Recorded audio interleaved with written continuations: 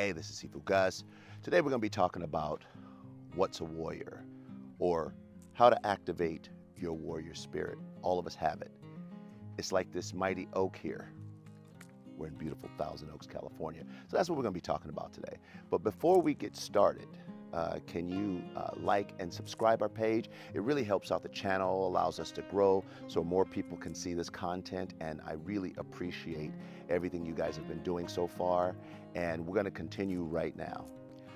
I know there are days, and probably for some of us, there are many days of the warrior is just still asleep, but it's time to wake that warrior up, get the warrior out in the game.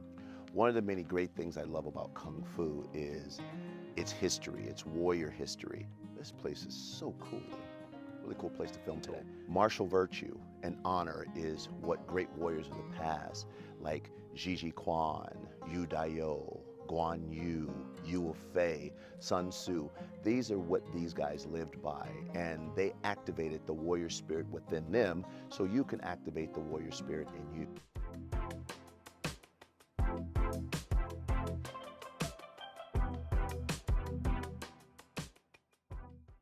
From a warrior's perspective, it's important to live what those words are, not just hear them, get motivated by them, and then do nothing with it.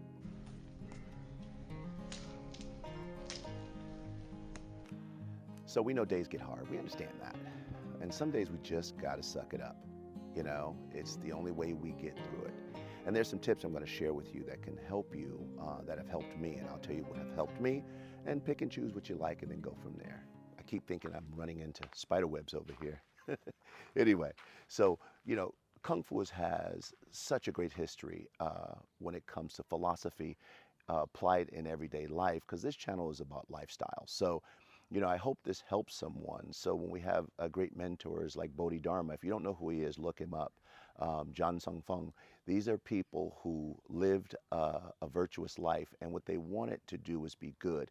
And what they did was share that with other people. And over 1,500 years ago, it's still being shared, and I love this concept.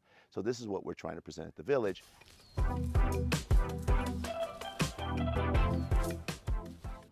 The one thing that the warrior seeks is emotional balance, and we work hard on that daily, and you have to work hard on it daily. Even on your good days, you have to work on your emotional balance. It's the one thing that we do not address enough in our society.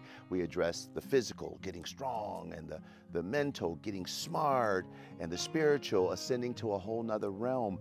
But it's the emotions that triggers everything that we do, whether it's kissing a puppy or wanting to run after someone for upsetting you. So the warrior trains the emotional balance. Remember, the goal of this is emotional supremacy. What does that mean? That means that you are in full control at least 90% of the time. Most people know me as a pretty calm person, you know, fun, try to be fun at least, you know, but, you know, I've gone through some things in my life that would break most people, but that's where the training comes in. It doesn't allow me to fall apart. It allows me to learn its lesson. The strength that I've gained in the training really continues to help me. And, you know, I like to share it. And the goal is someone shared it with me, I share it with someone else, they share it with someone else. Here's some things that have helped me grow physically, mentally, emotionally, you know, that's a big one, and spiritually. One of the things that has helped me understand is what's a true threat, what's a real threat, not emotions that I just don't like someone, what's a real threat? And I have to know what that is to be a real village fighter. Another thing I've learned is some things are just going to be hard. The goal here is to learn from this lesson. It is a gift. Believe it, it is a gift. You know, not a gift that I always love getting, but every time I've gone through something hard, like the things we do at the Village, it is a gift. I learned something more on the other side about myself.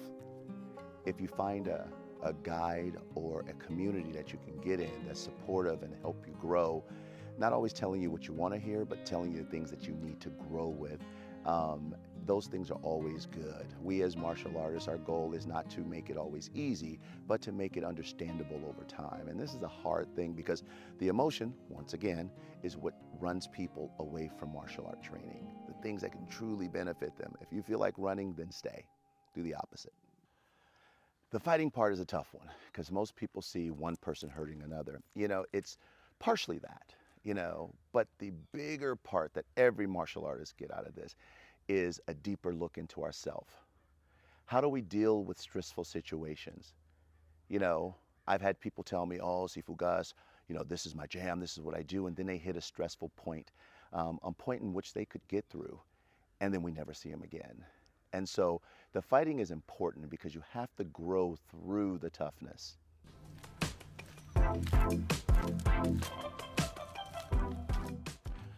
I found, walking down these stairs right now, so I gotta be careful. If I fall, it's okay to laugh. I found the more proficient I have become in combative training, the more peaceful. I would tell my students, I go, very few places do you see a big, tall, 6-foot black man walking around with robes and beads, talking about how everyone's loved. The more I've done this art, the art of village fighting, kung fu, whatever you want to call it, this Zen combat training that we do here, the more I've learned how to balance my life. Because I've learned how to balance my emotions. I'm walking up a hill here, so I'm a little winded. But the reality is that balance is the key. Balance helps you with everything. Also, balance gives you clarity, right? If you need to go into a stressful situation, wouldn't you want to be clear about it? What's your training? What is your training to get there? So this is why I love Kung Fu, because when you can understand and get deeper into this philosophy, and I'm going to share a few things with you, then you start to see the balance of the emotions, sorry, flies everywhere, of the emotions living and showing themselves in your everyday life. Balance, balance, balance.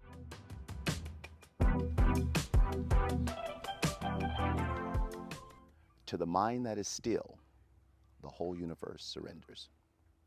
Our goal in this life is not to harm another human being, but only to help them.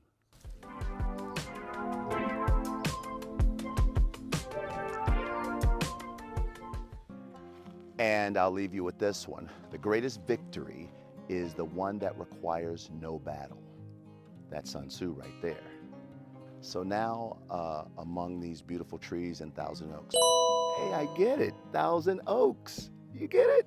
Anyway, I'm gonna give you an exercise right now, a calming exercise that you can do daily or in stressful moments. I would suggest do it daily, and then if you live a stressful moment like later that day, then do this. First thing you do is calm yourself. Allow yourself like 30 seconds to a minute. Some of you guys will need a little bit longer, but just allow yourself to relax. You're gonna step out with your left leg. And now what we're gonna do is we're gonna raise our arms up. Inhale deeply until you get to about shoulders, and then exhale down. Nice. Let's do that again. Inhale deeply. And then exhale down. Excellent. Okay, now we're just going to do one more. And on this last one, we're just going to allow our arms to drop. And deep exhale. Ready? Inhale deeply. And exhale. Good. Don't that feel better already?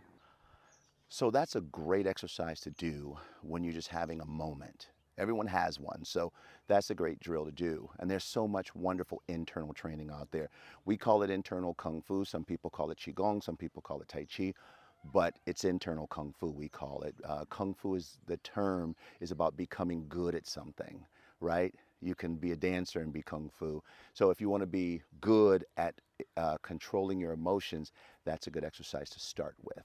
However, if you don't, then you can come into the village and learn this.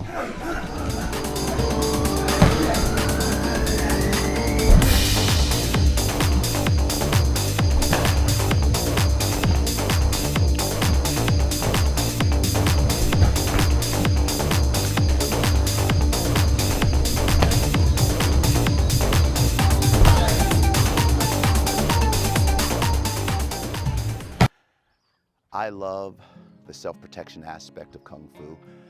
We are a combative system, so it's important for us to have that kind of training in. But I always tell people my greatest moments of quiet is when I'm doing combat. For me, Sitting meditation and combat, my mind is in the same state.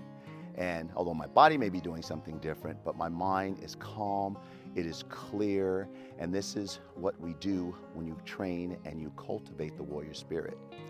One of the greatest gifts that Kung Fu gives us, not the performance, not the tournament, but the lifestyle Kung Fu. There are no quick fixes. Everyone has to work hard. Doesn't matter if you're a great athlete or you've never, or mastering couch fu has been your thing. So that's what's fair about the training. And you have to find a good school, a good SIfu who is the teacher, who can share this journey with you. It's so important. You have to remember anyone can do this. The goal for you is to discipline the monster on the inside, because we are our biggest enemy sometimes.